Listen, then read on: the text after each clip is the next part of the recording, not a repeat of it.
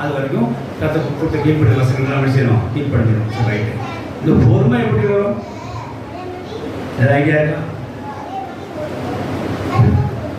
அன்பு இருந்தா ஹalleluya. அன்பு இருந்தா இந்த பொறுமை வரும். 1 கொரிந்தியர் 13ஆம் அதிகாரம்